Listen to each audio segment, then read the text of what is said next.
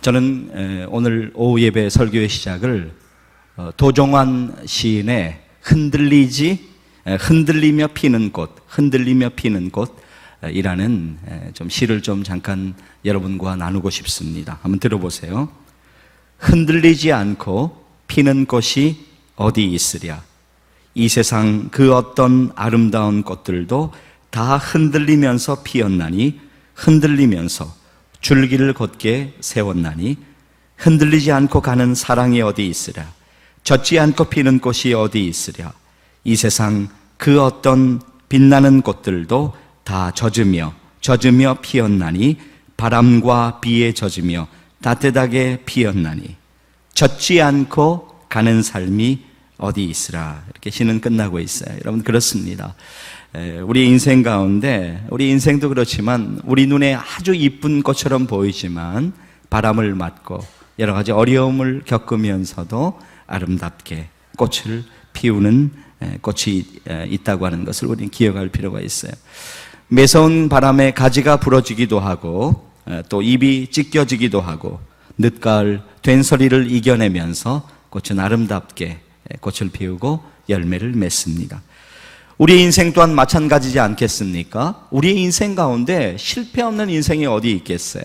흔들림 없는 인생이 어디에 있겠습니까?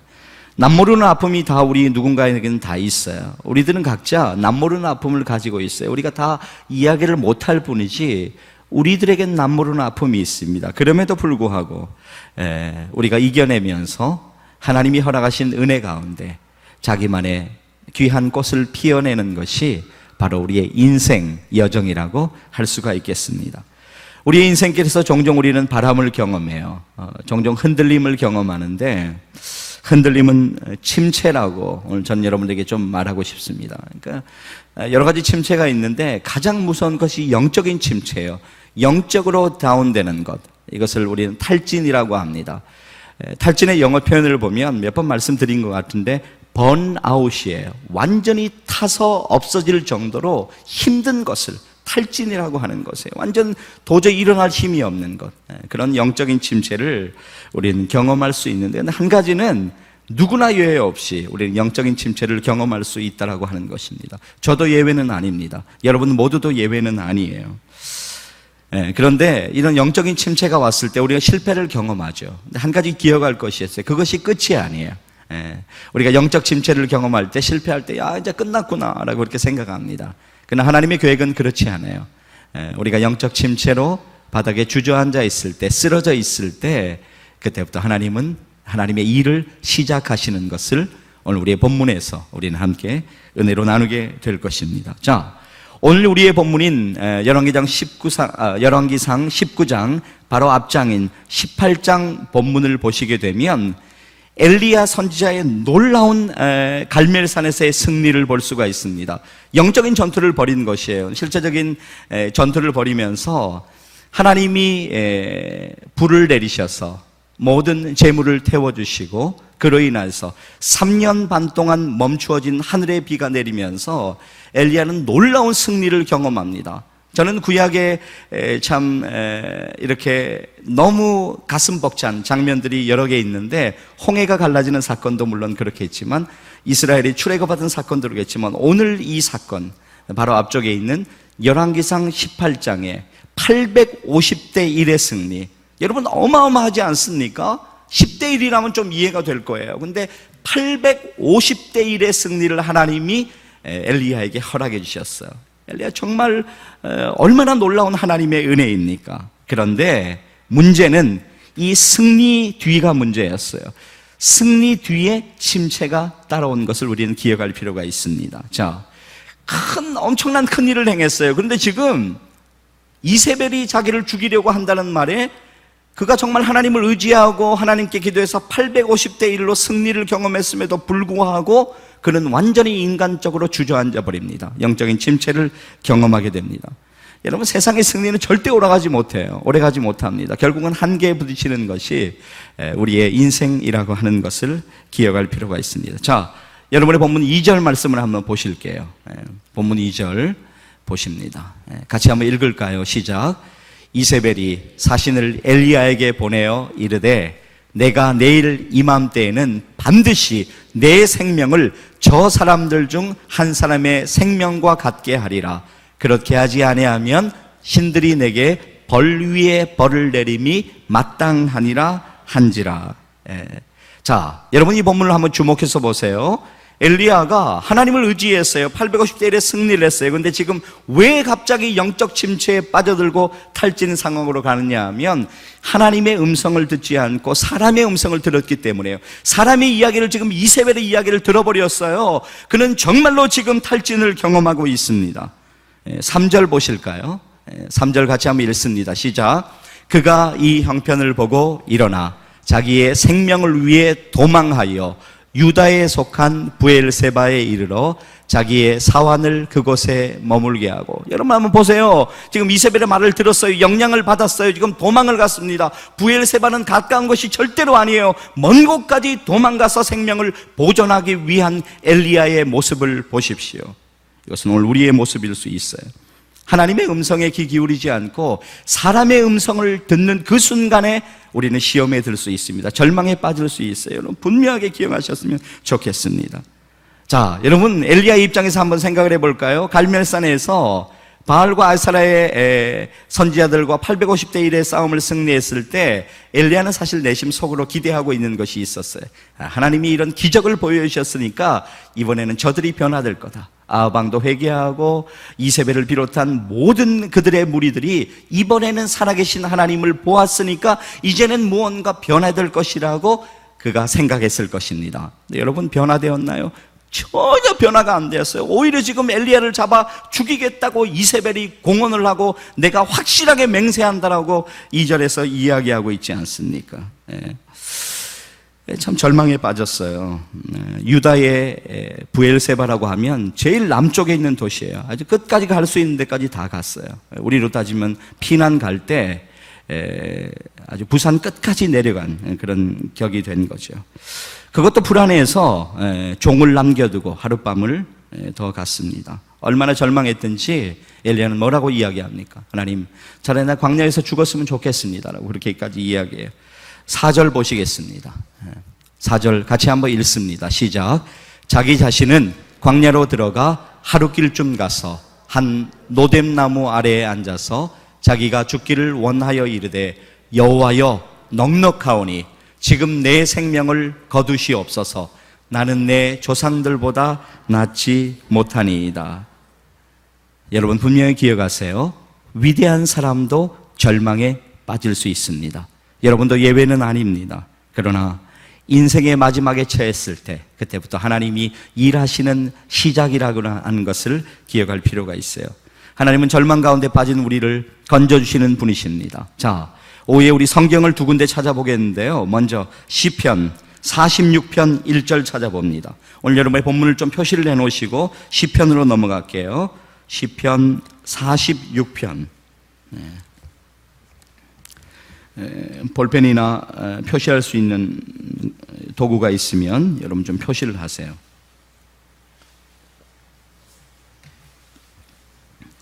우리가 성경을 찾는 것도 아주 중요한 훈련이에요. 우리가 가을에는 성경에 관하여 우리가 조금 시간을 가졌으면 좋겠어요. 시편 46편 1절부터 3절까지. 저는요 이 말씀을 읽을 때마다 사실 저 이 말씀을 암송할 수 있거든요. 근데 이 말씀을 암송하고 읽을 때마다 너무너무 신이 납니다. 그래, 하나님, 우리 하나님이 그런 하나님이에요. 시편 46편 1절에서 3절 우리 함께 읽습니다. 시작. 하나님은 우리의 피난처시요 힘이시니 환난 중에 만날 큰 도움이시라. 그러므로 땅이 변하든지 산이 흔들려 바다 가운데 빠지든지 바닷물이 솟아나고 뛰놀든지 그것이 넘침으로 산이 흔들릴지라도 우리는 두려워하지 아니하리로다. 아멘. 절대 두려워하지 않는다. 왜냐하면 하나님이 나의 힘이시고 하나님 나의 피난처라라고 하는 시편 기자의 고백입니다. 여러분, 자, 다시 한번 말씀드려요. 엘리야의 영적 침체가 어디서부터 시작됐는가? 그의 승리로부터 시작되었어요. 엘리야가 아예 850대 1의 싸움에서 완전히 패배하고 그러다가 터벅터벅 걸어가다가 야, 이거 내 왜 이렇게 하나님 나와 함께 하시지 않느냐, 이것이 아니에요. 놀라운 승리를 경험했습니다. 승리감에 빠져서 그는 흥분하고 있었을 때 허를 찔리고 말았어요. 여러분, 군사학적으로 봐도 이것이 가장 위험해요. 전쟁이 일어나잖아요. 전투가 일어나잖아요. 그러면 승리한 그 순간이 가장 위험합니다. 군대 사주 경계라고 하죠. 승리를 경험한 그 순간에 오히려 경계하는 일을 더 확실하게 해야 돼요. 왜냐하면 우리가 믿음으로 영적인 승리를 경험한 뒤에는, 은혜 받고 난 뒤에는 더 큰 시험이 있습니다. 여러분, 그것을 잘 기억하셔야 돼요. 제가 그래서 이번에 국내 선교팀한테도 그렇게 부탁을 드렸어요. 아니, 어떤 일들이 있을 때마다 여러분에게 저는 부탁드릴 것입니다. 은혜를 받으면 받을수록 시험도 더 크게 다가올 수 있다는 것을 우리는 분명하게 기억해야 합니다. 전투에서 일반적으로 요즘 군인들은 그렇지 않지만 예전에 우리나라의 역사를 보면 전투에서 승리를 하면 승리감에 고취되어서 그날 저녁에 병사들이 모여서 술을 마시고 또 흥겹게 놀면서 그날의 승리를 자축하는 일을 합니다. 그러나 그런 일이 있을 때 적군이 밤에 쳐들어오면 완전하게 무너지고 패배해버리는 것이 바로 여러분이 알고 있는 그런 일들입니다. 긴장을 풀면 허를 찔리게 되어 있어요. 엘리야의 경우가 바로 그렇습니다. 오늘의 엘리야는 더 이상 어제의 영웅이 아니었어요. 엘리야는 패배자로 지금 내가 차라리 광야에서 죽었으면 좋겠어요, 하나님이라고 하나님께 이야기하고 있습니다. 도망자 신세가 되어 있어요. 여러분, 한번 가만히 기억해 보세요. 오늘 저와 여러분이 절대로 큰 소리를 칠 수가 없어요. 목사님, 엘리야는 엘리야고 나는 그렇지 않아요. 아니요, 그렇지 않습니다. 우리는 절대로 자신할 수 없습니다. 우리는 승리를 경험한 뒤에 영적인 침체를 경험할 수 있습니다. 그러나 이 침체에 대비하면 돼요. 겸손하게 주 앞에 엎드리고, 우리가 참 여러 가지 영적인 면으로 볼 때 남들이 100명, 200명 있는 사람이라고 할 때 모든 사람들이 나를 칭찬할 때 그때 가장 위험해요. 그때가 가장 위험합니다. 그때 아닙니다. 모든 영광은 하나님이 받으셔야 됩니다라는 고백이 정말로 진심으로 터져 나올 때 하나님이 영광 받으신다고 하는 것을 기억하셨으면 좋겠어요. 자, 오늘 그렇다면 오늘 본문이 여기서 마치게 된다면 우리는 참 안타까울 거예요. 야, 우리도 희망이 없다. 우리도 엘리야와 같은 그런 사람인데 뭐 어떻게 되느냐. 아니에요. 하나님의 놀라운 회복의 방법이 있습니다. 그것은 하나님의 위로하심이었습니다. 자, 여러분의 본문 5절을 한번 보실까요? 5절 화면 주세요. 5절 같이 한번 읽습니다. 시작. 로뎀나무 아래에 누워 자더니 천사가 그를 어루만지며 그에게 이르되 일어나서 먹으라 하는지라. 6절 보시면 물과 떡을 엘리야에게 공급해 준 것을 우리의 본문은 우리에게 증언하고 있습니다. 하나님이 어루만지세요. 하나님이 격려해 주세요. 하나님이 일어나라고 말씀해 주세요. 위로가 참 중요합니다. 여러분, 그렇지 않습니까? 여러분, 끊임없이 위로해 주셔야 돼요. 어린아이들에게 가장 필요한 것은 무엇일까요? 위로입니다. 그럼 어른들에게 가장 필요한 것은 무엇일까요? 그것도 위로입니다. 우리 남녀노소 할 거 없이 정말 위로가 필요해요. 사람의 위로는 좀 한계가 있을 수 있어요. 변할 수 있습니다. 하나님의 끊임없는 위로, 사랑한다, 일어나자라고 말씀하시는 하나님의 위로를 경험해야 돼요. 실패한 사람도 성공한 사람도 똑같이 하나님의 위로가 필요합니다. 높은 사람도 낮은 사람도 가난한 사람도 부한 사람도 모두 다 예외 없이 하나님의 위로가 필요하다라고 하는 것이에요. 유대인의 그 전설에 격언이라고 할 수 있죠. 이런 격언이 있습니다. 인간이 지쳐 쓰러져 있을 때 가장 먼저 우리에게 와서 위로하는 것이 있다면 바로 하나님이 보내신 천사다라는 그런 격언이 있어요. 그렇습니다. 하나님의 위로가 우리가 경험할 수 있는 가장 중요한 위로가 될 수 있다는 것을 기억하셨으면 좋겠습니다. 하나님이 우리를 포기하실까요? 절대로 포기하지 않으세요. 하나님은 하나님의 자녀를 절대로 포기하지 않으십니다. 로마서에도 말씀하시잖아요. 성령이 말할 수 없는 탄식으로 우리를 위하여 간구하신다고 분명히 말씀하시잖아요. 하나님이 우리를 위해서 계속적으로 우리를 위로하시고 이렇게 세워주십니다. 사랑하는 여러분, 오늘 우리에게 필요한 것은 하나님의 위로임을 믿습니다. 로뎀나무, 여러분 로뎀나무를 주목할 필요가 있어요. 오늘 본문에 보면 로뎀나무 아래에서 지금 일들이 이루어지고 있는데요, 우리의 영적인 로뎀나무는 예수 그리스도의 십자가 밑에 되어야 됨을 믿습니다. 거기에 희망이 있어요. 절망의 자리에서 희망을 가질 수 있는 유일한 이유가 있다면 예수님의 십자가 밑이라고 하는 것을 분명하게 기억하셨으면 좋겠어요. 십자가가 처음에는 다 패배한 것 같았죠. 그 사람들이 이긴 것 같았어요. 유대인들, 예수님을 십자가에 못 박았던 사람들이 이긴 것 같았어요. 그러나 십자가는 영원한 부활과 소망으로 우리에게 남아있지 않습니까? 사랑하는 여러분, 주님 안에서 우리의 절망은 희망으로 바뀌게 될 것을 믿으시기를 바랍니다. 자, 그렇다면 어떤 문제든지 문제가 있어요. 그럼 어떻게 해야 돼요? 문제가 있으면 십자가 밑으로 나오면 됩니다. 십자가 밑에서 회복을 경험할 수 있습니다. 로뎀나무 안에서 엘리야를 하나님이 만져주시고 세워주신 것처럼 십자가 밑에서 하나님은 우리를 어루만져 주시고 우리에게 기도할 수 있는 힘 주시고 기도하게 하시고 영적으로 세워주실 것을 믿습니다. 모래 위의 발자국이라고 하는 시, 여러분에게 전체를 소개해드리기는 조금 길고 끝부분을 좀 소개해드렸으면 좋겠어요. 한번 잘 들어보세요. 모래 위의 발자국 시는 마지막은 이렇게 맺어지고 있습니다. 어느 때보다 주님이 필요했던 바로 그때 어찌하여 주님은 내 곁을 떠나셨는지 나는 정말로 이해할 수 없었습니다. 그러자 주님께서 대답하셨어요. 사랑하는 나의 아들아, 나는 너를 누구보다도 사랑한단다. 네가 시련과 고통을 당하고 있었을 때 나는 한 번도 너의 곁을 떠난 적이 없었단다. 네가 한 사람의 발자국밖에 볼 수 없었던 것은 바로 그때 내가 너를 안고 가던 그때였단다 라고 시는 마무리되어지고 있습니다.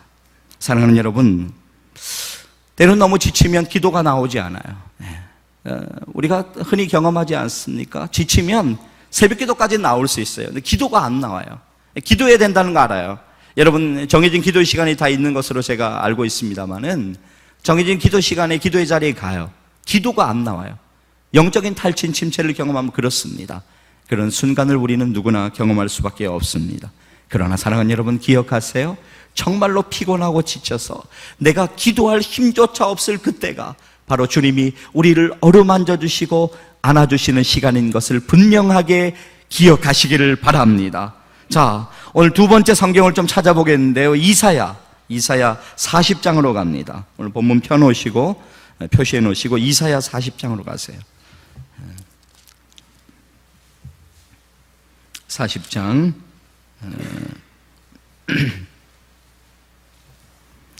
28절, 이사야 40장 28절부터 31절까지 우리 읽을 텐데요. 좀 표시를 좀 해 놓으시고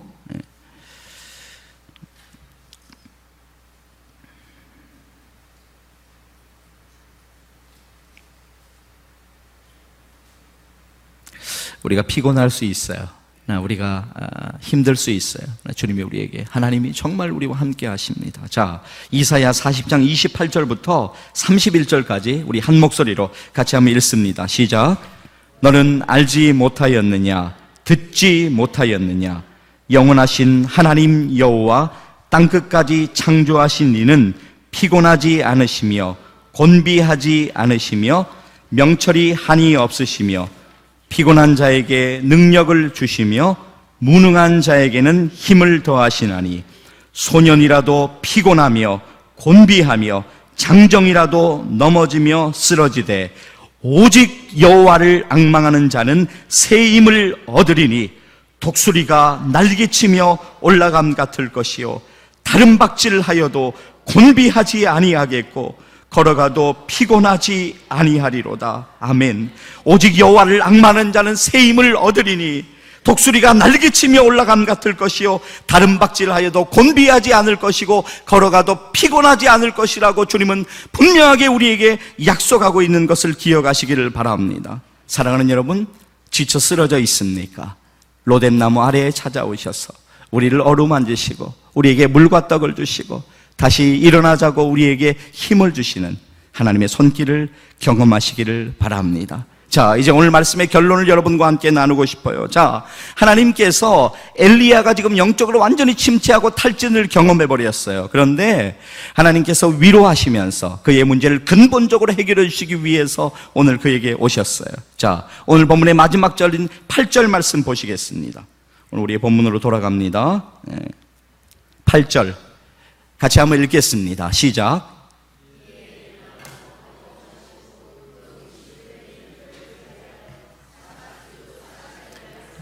하나님의 산 호렙에 이르니라. 아멘. 먹고 마셨어요. 하나님이 위로해 주시고 힘 주셨어요. 일어나서 힘을 내었어요. 하나님의 산 호렙을 향하여 지금 엘리야는 출발하고 있습니다. 여기가 어떤 장소예요, 여러분? 호렙산은 하나님을 만나는 장소였어요. 엘리야는 그곳에서 하나님의 음성을 듣고 새로운 힘과 능력을 얻게 됩니다. 하나님은 지쳐 쓰러진 엘리야를 향해서, 야, 엘리야야, 너 진짜 어떻게 그럴 수가 있어? 850대 1이야. 승리를 주었는데 어떻게 그럴 수 있어, 엘리야야? 그렇게 이야기하지 않으셨어요. 꾸짖지 않으시고 쉬게 하시고 위로하시고 힘을 주셨어요. 우리가 지치고 탈진해 있을 때 하나님 앞에 나오면 하나님 우리를 꾸짖지 않으세요. 어루만져 주세요. 쉬게 해주세요. 그리고 새로운 힘을 주세요. 능력을 주세요. 다시 한번 일어날 수 있게 해주세요. 이것은 마치도 탕자가 집을 나갔는데 아버지의 품이 그리워서 돌아왔어요. 탕자는 많은 상상을 했었어요. 그러나 아버지는 그가 이제 멀리까지 뛰어나서 아들을 얼싸하는 것 같이 하나님은 우리를 품어주시고 새 힘을 주신다고 하는 것이에요. 사랑하는 아들아, 사랑하는 딸아, 얼마나 힘들었니? 너무너무 수고가 많아. 이제는 다시 나와 함께 일어나지 않겠니? 라고 우리에게 말씀하시면서 이것 하나만은 분명히 좀 기억해 두라고, 너는 절대로 혼자가 아니라고, 너 혼자서 모든 일을 감당하려고 하지 말라고, 너의 뒤에는 내가 있다고, 이제 전에도 함께 했던 것처럼 너와 함께 할 것이라고 말씀하시는 아버지의 약속을 들으시기를 바랍니다. 시편 23편 4절은 우리에게 이렇게 말씀합니다. 내가 사망의 음침한 골짜기로 다닐지라도 해를 두려워하지 않을 것은 주께서 나와 함께 하심이라. 주의 지팡이와 막대기가 나를 안위하시나이다라고 시편 기자는 고백하고 있지 않습니까? 사랑하는 여러분, 정말 힘들고 탈진을 경험할 때가 있어요. 정말 쓰러져가지고 영적으로 침체를 경험하면서 이게 어떻게 될 것인가라고 나의 앞길을 내가 알지 못하고 힘드는 순간이 분명히 있습니다. 그러나 여러분, 낙심하지 마세요. 왜냐하면 하나님이 여러분과 함께 하심을 믿으시기를 바랍니다. 그분이 여러분과 동행하시고 여러분을 만나주시고 여러분을 위로하시고 여러분을 일으켜 세워주셔서 사망의 음침한 골짜기를 다닐지라도 여러분과 함께 하심을 믿으시기를 바랍니다. 그 하나님을 꼭 만나십시오. 그분이 반드시 놀라운 회복의 은혜를 허락하여 주실 것을 믿습니다. 기도하시겠습니다. 반주해 주세요.